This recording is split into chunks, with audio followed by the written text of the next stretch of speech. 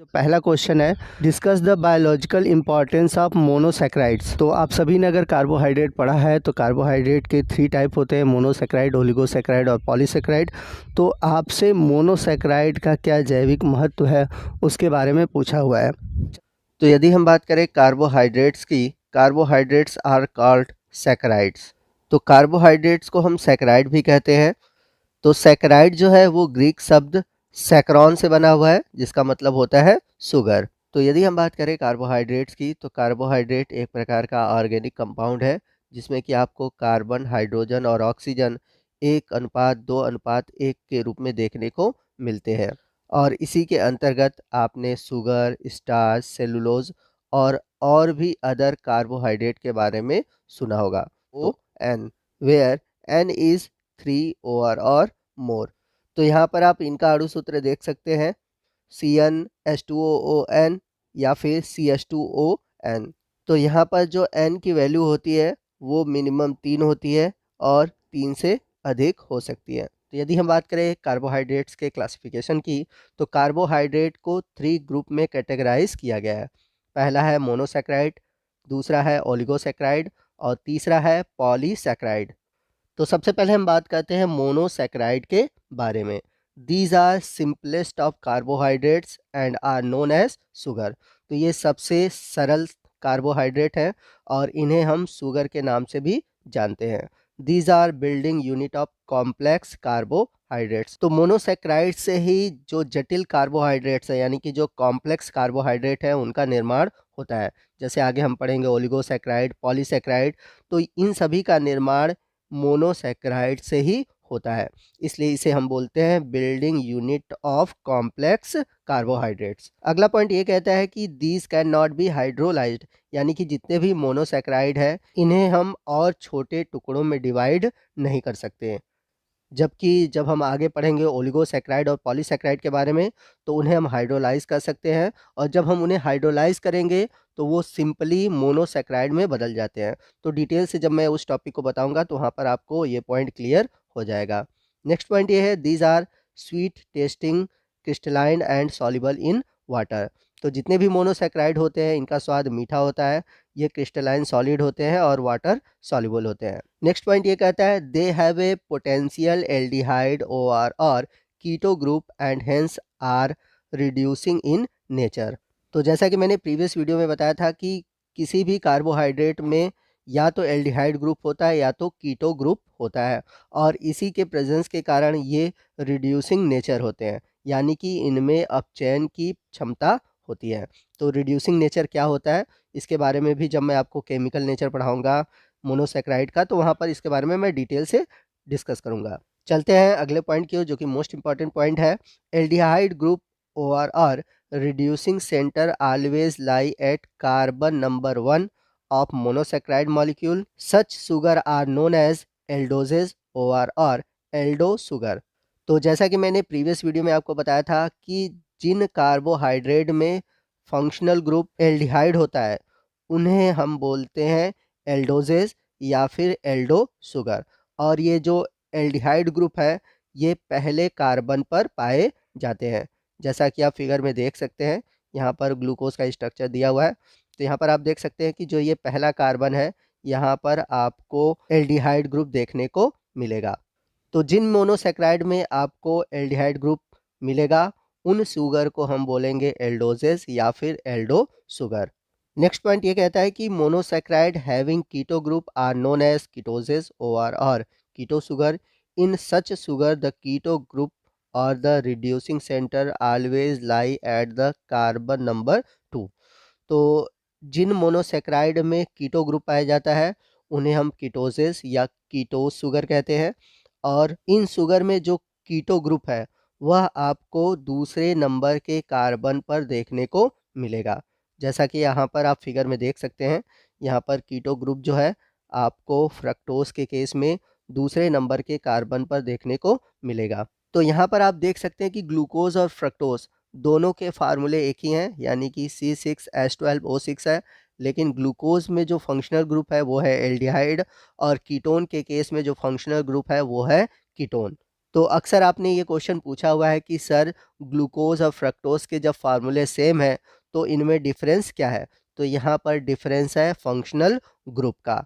Glucose में functional group है aldehyde और फ्रक्टोज में फंक्शनल ग्रुप है कीटोन। आइए नेक्स्ट हम बात करते हैं कि मोनोसैकेराइड को हम कैसे क्लासिफाई कर सकते हैं। तो यहाँ पर हम देख सकते हैं कि जो मोनोसैकेराइड है, मोनोसैकेराइड को हम दो आधार पर डिवाइड कर सकते हैं।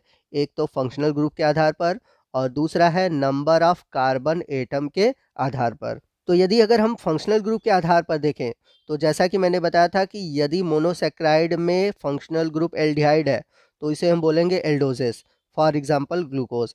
और यदि मोनोसैकेराइड में फंक्शनल ग्रुप कीटोन है तो उसे हम बोलेंगे कीटोजेस। एग्जाम्पल के रूप में अगर हम बात करें तो फ्रक्टोज। अब यदि हम नंबर ऑफ कार्बन एटम के आधार पर मोनोसैकेराइड को डिवाइड करें तो मोनोसैकेराइड में कार्बन की संख्या 3 से लेकर 7 के बीच होती है।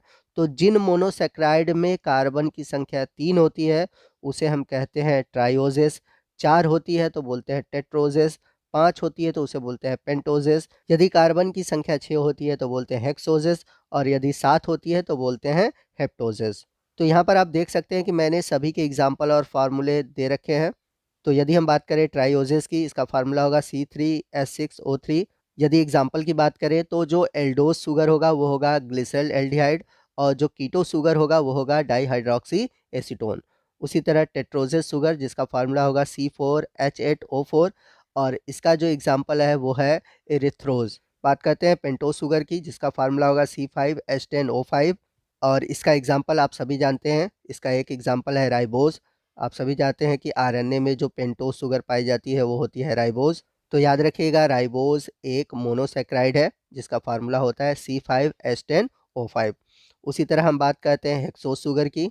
तो जनरली एग्जाम्पल के रूप में आप हेक्सोज शुगर को देखते हैं जिसका फार्मूला होता है C6H12O6 और इसके एग्जाम्पल है ग्लूकोज, फ्रक्टोज, गैलेक्टोज, मैनोज। सभी के फार्मूले आपको C6H12O6 ही मिलेंगे, बट डिफरेंस क्या होता है फंक्शनल ग्रुप का और अरेंजमेंट का। तो ये सभी डिफरेंस आगे जब मैं आपको मोनोसैकेराइड के केमिकल नेचर के बारे में पढ़ाऊंगा और इसके आइसोमेरिज्म के बारे में बताऊंगा तो वहाँ पर ये कंसेप्ट आपका क्लियर हो जाएगा। बस यहाँ पर आप याद रखिए कि हेक्सोज शुगर में कौन कौन से एग्जाम्पल आते हैं। वहीं हम बात करें हेप्टोज शुगर की जिसमें कार्बन की संख्या 7 होगी तो फार्मूला क्या होगा C7H14O7 और इसका एग्जाम्पल है सेडोहेप्टोलोज। तो यहाँ पर आप सभी प्रकार के मोनोसैकेराइड को देख सकते हैं, चाहे वो कार्बन की संख्या के आधार पर हो या फिर फंक्शनल ग्रुप के आधार पर हो।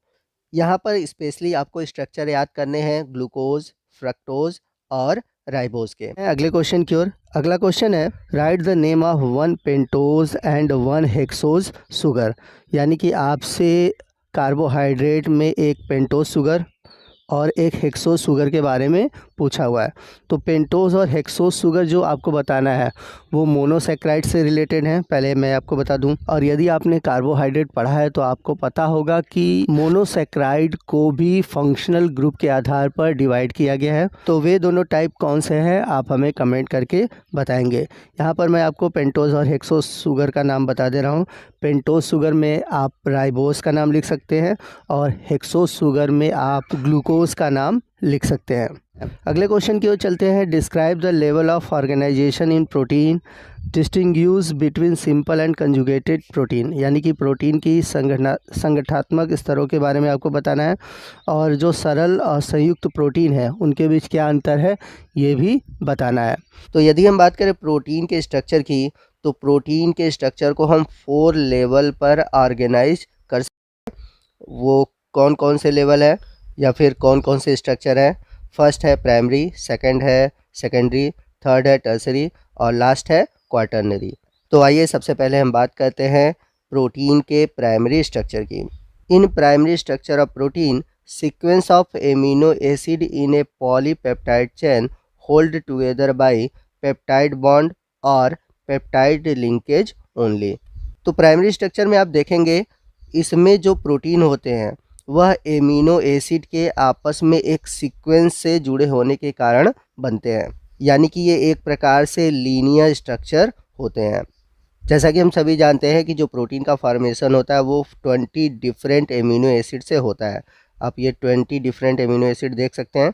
तो ये जो 20 डिफरेंट एमिनो एसिड है वो आपस में एक दूसरे से पेप्टाइड बॉन्ड से जुड़ेंगे और फॉर्मेशन करेंगे पॉलीपेप्टाइड चेन का, आप एनिमेशन में देख सकते हैं।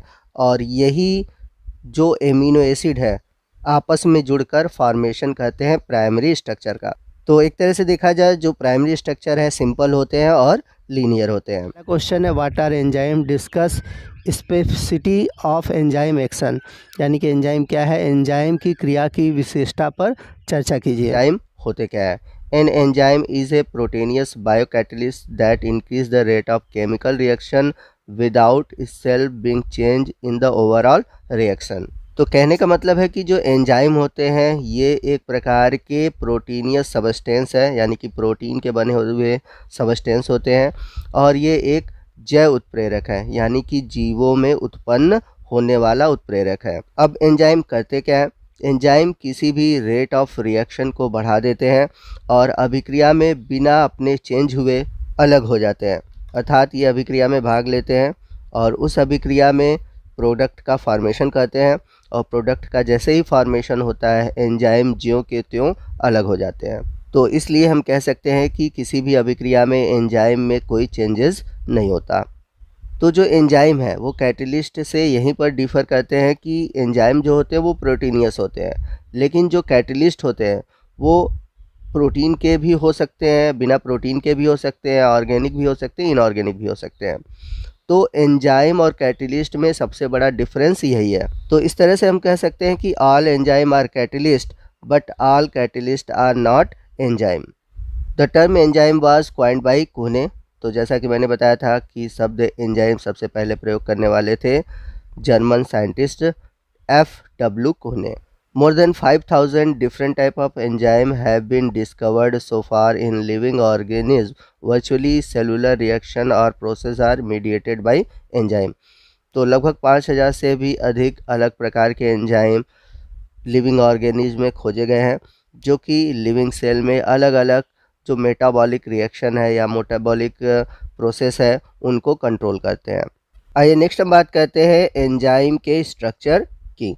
तो स्ट्रक्चर के अकॉर्डिंग देखें तो एंजाइम को 2 पार्ट में क्लासिफाई किया गया है। पहला है सिंपल एंजाइम और दूसरा है कंजुगेटेड एंजाइम। आपको बता दें कि कंजुगेटेड एंजाइम को हम कॉम्प्लेक्स एंजाइम भी कहते हैं। तो अगर हम बात करें सिंपल एंजाइम की, तो जो सिंपल एंजाइम होते हैं केवल प्रोटीन के बने होते हैं, यानी कि इनकी जो संरचना होती है अमीनो अम्ल से मिलकर बनती है और अमीनो अम्ल से मिलकर बनाते हैं प्रोटीन। तो जितने भी सिंपल एंजाइम होते हैं वो सभी प्रोटीन के बने होते हैं।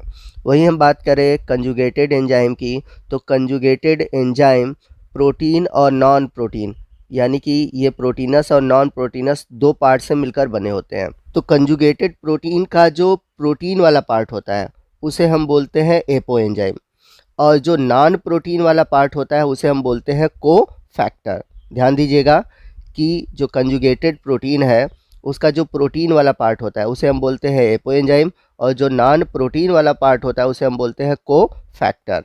तो अगर हम एपो एंजाइम को देखें तो एपो एंजाइम प्रोटीन पार्ट है, लेकिन ये बायोलॉजिकली इनएक्टिव होता है, और जो को फैक्टर है ये नॉन प्रोटीन पार्ट है, लेकिन इसकी ज़रूरत होती है कैटलिक एक्टिविटी के लिए, यानी कि ये जो को फैक्टर है ये एपो एंजाइम को एक्टिव करता है। बिना को फैक्टर के एपो एंजाइम एक्टिव नहीं होता। तो इस तरह से हम देख सकते हैं कि जो कंजुगेटेड प्रोटीन है, कंजुगेटेड प्रोटीन 2 पार्ट से मिलकर बना है, एपो एंजाइम और को फैक्टर। तो एपो एंजाइम प्रोटीन वाला पार्ट है और वो बायोलॉजिकली इनएक्टिव होता है, और कंजुगेटेड नॉन प्रोटीन है वो बायोलॉजिकली एक्टिव होता है और एपो एंजाइम को एक्टिव करता है। तो यहाँ पर एक इम्पॉर्टेंट टर्म आता है होलो एंजाइम।